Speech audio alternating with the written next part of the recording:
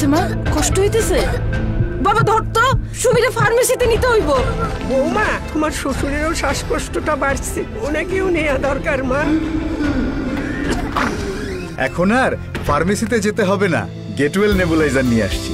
শ্বাসকষ্ট নিরসনে বেছে নিন অ্যাকুরেট মেডিসিন ড্রপলেট সুবিধা সম্পন্ন গেটওয়েল নেবুলাইজার। এতে মেডিসিন সহজেই পৌঁছে যায় ফুসফুসে আর আপনি পান দ্রুত স্বস্তি।